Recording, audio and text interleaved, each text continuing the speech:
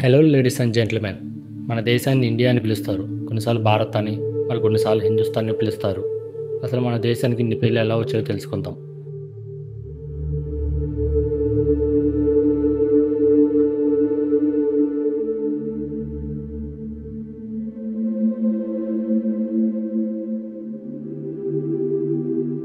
ఈ వీడియోలో మనం ప్రాచీన కాలం నుండి ఆధునిక భారతదేశం వరకు భారత్ ఎలా హిందుస్థాన్ అయిందో, హిందుస్థాన్ ఎలా ఇండియా అయిందో చూద్దాం. ముందుగా భారత్ అనే పేరు గురించి తెలుసుకుందాం. మన దేశానికి భారత్ అనే పేరు ప్రాచీన కాలం నుండి వచ్చింది. ఈ పేరు భరతుడు అనే ఒక గొప్ప మహారాజు వల్ల ప్రసిద్ధి చెందింది. మహాభారతంలో కూడా భరత మహారాజు గురించి ప్రస్తావించబడింది. భారత్ అంటే భరత మహారాజు మరియు తన ప్రజలు ఉన్న భూమి అని అర్థం.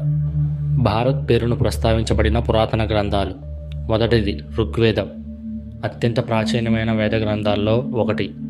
ఇందులో భరత అనే తెగ గురించి ప్రస్తావించబడింది.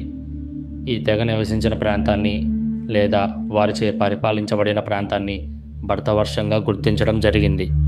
రెండవది మహాభారతం. ఈ ఇతిహాసం దుష్యంతుడు మరియు శకుంతల కుమారుడైన భరత చక్రవర్తి కథను వివరిస్తుంది. ఈ భరతుడు మొత్తం ఉపఖండాన్ని జయించి పాలించినందున ఈ దేశానికి ఆయన పేరు మీదుగా భారతదేశం అనే పేరు వచ్చిందని చెబుతారు. మూడవది విష్ణు పురాణం. ఇది భారత్ అనే పేరుకు స్పష్టమైన భౌగోళిక వివరణ ఇస్తుంది. ఒక శ్లోకంలో ఇలా ఉంది: సముద్రానికి ఉత్తరాన, హిమాలయాలకు దక్షిణాన ఉన్న భూభాగమే భారతం లేదా భరతవర్షం. ఇది భరత మహారాజు పాలన గురించి కూడా ప్రస్తావిస్తుంది. నాలుగవది మార్కండేయ పురాణం. ఈ పురాణంలో కూడా భౌగోళిక వివరణతో పాటు భరత మహారాజు పాలించిన భూమిగా ఈ ప్రాంతం యొక్క సరిహద్దులు స్పష్టం చేయబడ్డాయి. ఈ గ్రంథాలన్నీ క్రీస్తుపూర్వం 1500 నుండి క్రీస్తు శకం 500 మధ్య కాలంలో వ్రాయబడినవి. ఈ గ్రంథాలలో ఈ పేరు ప్రస్తావించబడడాన్ని బట్టి భారత్ లేదా భరతవర్షం అనేది ఈ దేశానికి వేల సంవత్సరాలుగా ఉన్న ప్రాచీనమైన సాంస్కృతికమైన పేరు అని తెలుస్తుంది. హిందుస్థాన్ అనే పేరు మన దేశానికి మధ్యయుగ కాలంలో వచ్చింది మరియు దీనికి మూలం పర్షియన్ భాష. ప్రాచీన భారతదేశంలో పశ్చిమ సరిహద్దుల్లో ఉన్న పెద్ద నది సింధు. ఈ నది చుట్టుపక్కల ప్రాంతాన్ని ప్రాచీన భారతీయులు సింధు ప్రాంతం అని పిలిచేవారు. క్రీస్తుపూర్వం 6వ శతాబ్దం నుండే వ్యాపారం లేదా దండయాత్రల కోసం భారతదేశానికి వచ్చిన పర్షియన్లు ఒక ప్రత్యేకమైన ఉచ్చారణ విధానాన్ని కలిగి ఉండేవారు. వారు సంస్కృతంలోని సా అనే శబ్దాన్ని హాగా ఉచ్చరించేవారు. దీనివల్ల సింధు అనే పదం వారి భాషలో హిందూగా మారింది. పర్షియన్ భాషలో స్థాన్ అంటే ప్రదేశం లేదా భూమి అని అర్థం. ఉదాహరణకు పాకిస్తాన్, ఆఫ్ఘనిస్తాన్. పర్షియన్లు సింధు నదికి ఆవల ఉన్న ప్రాంతాన్ని హిందూ అని, ఆ ప్రాంతాన్ని హిందుస్థాన్ అని పిలవడం మొదలుపెట్టారు. దీనికి అర్థం హిందువులు సింధు ప్రాంతపు భూమి. ఢిల్లీ సుల్తాన్లు మరియు ముఖ్యంగా మొఘల్ సామ్రాజ్య పాలనలో ఈ పేరు భారతదేశంలో బాగా ప్రాచుర్యం పొందింది. ఈ పేరును అప్పట్లో భౌగోళికంగా లేదా రాజకీయంగా భారతదేశంలో ఒక భాగానికి, ఉదాహరణకు ఉత్తర భారత్కి మాత్రమే ఉపయోగించిన కాలక్రమేణా మొత్తం దేశానికి పర్యాయ పదంగా మారిపోయింది. హిందుస్థాన్ అనేది పూర్తిగా పర్షియన్ల ద్వారా మన దేశానికి వచ్చిన చారిత్రక నామం. ఇది ఇప్పటికీ కవిత్వం, పాటలు మరియు సాంస్కృతిక సందర్భాల్లో వాడబడుతోంది. ఇండియా అనే పేరు గ్రీకు మరియు లాటిన్ భాషల నుండి వచ్చింది. ఈ పేరుకు మూలం కూడా సింధు నది ప్రాంతమే. మన దేశానికి పశ్చిమ సరిహద్దున ఉన్న పెద్ద నదిని సంస్కృతంలో సింధు అని పిలిచేవారు. క్రీస్తుపూర్వం 5వ శతాబ్దం నుండే వ్యాపారం లేదా పరిశోధనల కోసం భారతదేశానికి వచ్చిన గ్రీకు యాత్రికులు సింధు నదికి ఆవల ఉన్న ప్రాంతాన్ని తమ భాషకు అనుగుణంగా మార్చి పిలిచారు.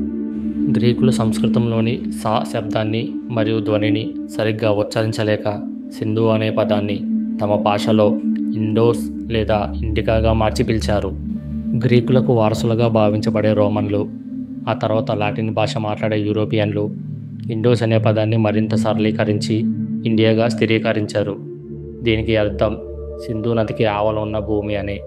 15వ శతాబ్దం తర్వాత భారతదేశానికి వచ్చిన వాస్కోడి గామా వంటి యూరోపియన్ వ్యాపారులు, ఆ తర్వాత బ్రిటిష్ పాలకులు అంతర్జాతీయంగా సుపరిచితమైన ఈ ఇండియా అనే పేరునే విస్తృతంగా వాడడం మొదలుపెట్టారు.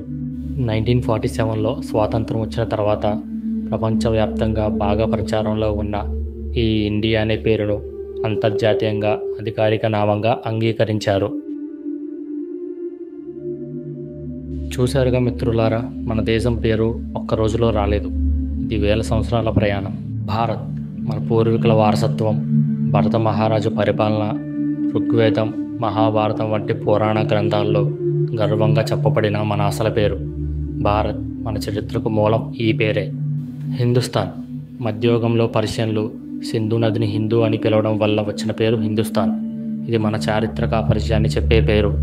ఇండియా గ్రీకు, లాటిన్ భాషల ప్రభావంతో సింధు నదికి అవతల ఉన్న ప్రాంతంగా అంతర్జాతీయంగా గుర్తింపు పొందిన పేరు ఇండియా. అందుకే 1949లో మన రాజ్యాంగ నిర్మాత డాక్టర్ బిఆర్ అంబేద్కర్ గారు ఎంత తెలివిగా రాశారంటే ఇండియా దట్ ఈజ్ భారత్ అని. సో మన దేశానికి 3 పేర్లున్న అర్థం మాత్రం ఒకటే, గొప్ప చరిత్ర ఉన్న దేశం. ఇండియా అని పిలిచిన, భారత్ అని కీర్తించిన, హిందుస్థాన్ అని పలికిన ఆ గర్వం మాత్రం మనందరిది. వీడియో నచ్చితే లైక్ చేయండి, షేర్ చేయండి. ఇలాంటి మరెన్నో ఆసక్తికరమైన విషయాలు తెలుసుకోవాలంటే వెంటనే మన ఛానల్ సబ్స్క్రైబ్ చేసుకోండి. జై భారత్. Signing off.